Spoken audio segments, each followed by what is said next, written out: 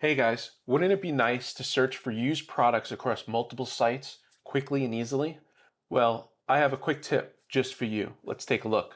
We're able to do this in two ways. The first way is we'll use a shortcut for a program called Alfred, and we'll start typing our keyword, which was shop camera, and we will put in, I don't know, Sony a7 IV.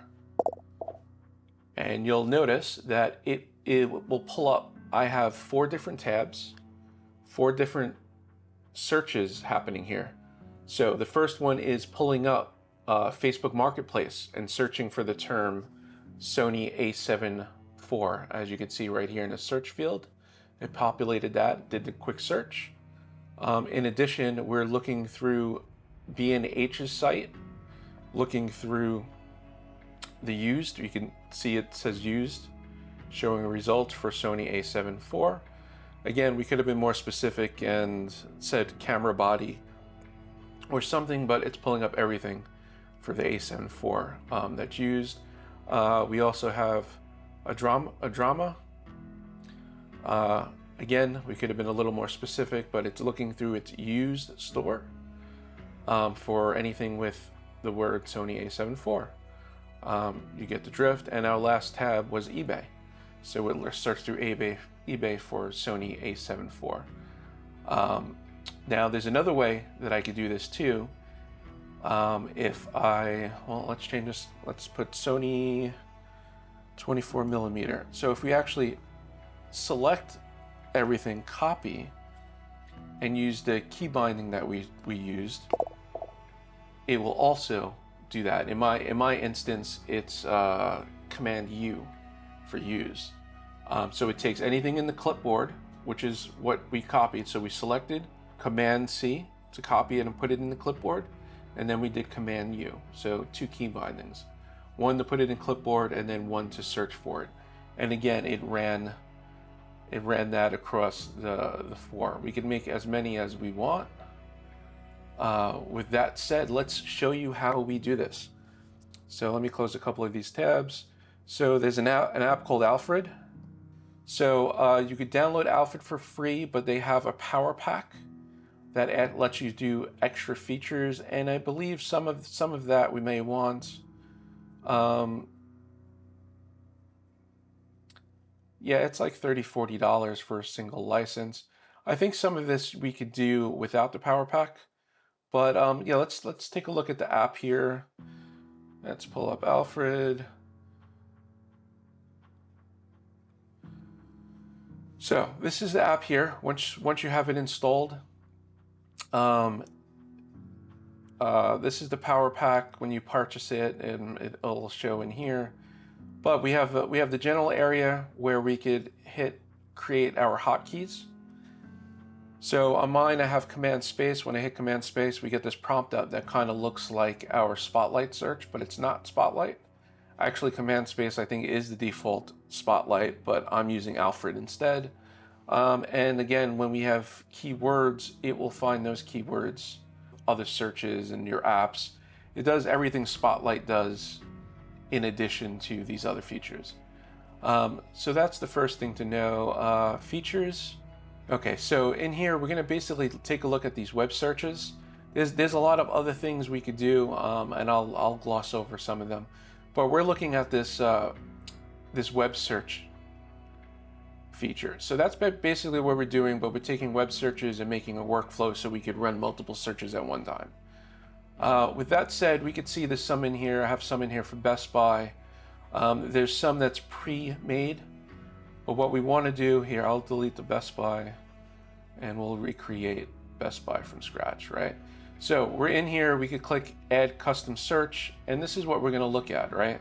So there's going to be a search URL, that string that we're going to get from Best Buy. Then there's going to be the title, what we're going to name it, and then that keyword. So we can search by the keyword and run it quickly. All right, so back to the search URL. There's going to be a section that we're going to need to put query in brackets. So whatever you're searching for, if we say Sony camera, that's a search term, and we're going to replace that with query. So with that said, let's open up Best Buy. So Best Buy is open here. Now all these ads. We're gonna do a quick search for, I don't know. We'll keep it short, but we're gonna hit Sony. Now we see this long string. We're gonna need this whole string, right? So I'm gonna copy it all. But what you want to look for is that search term Sony. You see it right here in the URL. We want to replace that with the query, right? So I'm going to go ahead and paste the whole URL in there. Then I'm going to look for that Sony, and I'm going to put the query in the right brackets, and then I'm going to remove Sony. So it's using that whole URL with query as whatever it is. So that's going to pass that as a variable over. So title, we'll call this Best Buy. And your keyword, we'll call this Best Buy just to keep it simple right now. And we'll click save, right? So now, we could do a quick search like this and go Best Buy. It's right there. Hit enter, which puts a space there, and now we put our search term. Let's say iMac.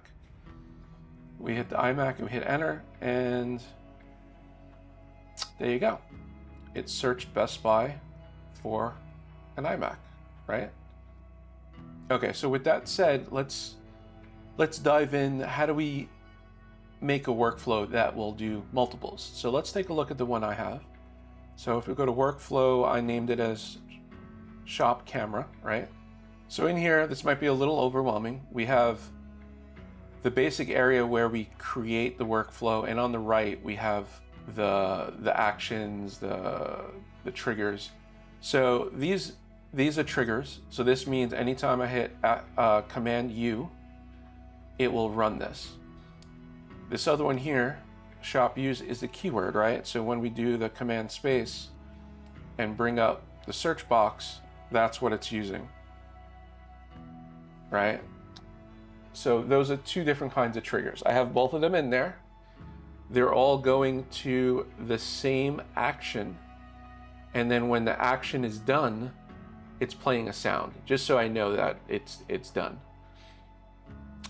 So these actions, if we go to actions, are an open URL action, right? So if we pull that in, look, it opens up this. This is kind of familiar to what we had in the other section. So what I would suggest is we could do the same thing, right? So we could paste that old URL in there and change the search term for a query. But rather than do that, if we've created it already back in the feature web search, like this Best Buy, it's created already, it means we could use it again. So I would suggest that you create all your single searches in here. This way, when you go back to workflows, you could have tons of workflows and you could keep using them in whatever other versions you want. So we don't have a Best Buy in here. So if we come in here and now you see this custom search button, if we select that, we could see the ones that I've made. So Best Buy is in there. If we click that, you see it populated everything we needed. Right? So if we hit save, that's in there. So now all we need to do is connect this, right? So if we come to hotkeys, we could grab this little corner, and you can see it pulls a little line. So connect that line to this. We'll go to the other one, connect that edge to this. Whoops. Connect that line to this, and then the output to this pop. I'll also note it works from the top down, and in the browser, the last one at the bottom will be the one. Okay, guys, we have everything done here. We're gonna go ahead and do our search. Shop Camera. Let's try Apple TV this time. Hit Apple TV. And there you go. Our first one, because it's the last one in, it will be front and center here. So we see Apple TVs. So let's see. Look at that. Facebook Marketplace has a couple Apple TVs there. B&H has a couple Apple TVs there. Didn't know. Uh, oh, there's even some used Apple TVs over in Andromeda. And of course, we know eBay will have some. So so this is a very easy way of searching. There's a lot of other things you could do with Alfred also. If you're interested, let me know in the comments, and I'll do another video going through the ins and outs of Alfred. Again, even if you only use this one feature, it makes it really worth it. There's a lot you could do. I have stuff where you search for 3D print parts through multiple sites like Thingiverse and a lot of various other things. I have one for audiobooks if I'm looking for audiobooks. I have a workflow that runs a specific script that hides my desktop icons. We'll show you how messy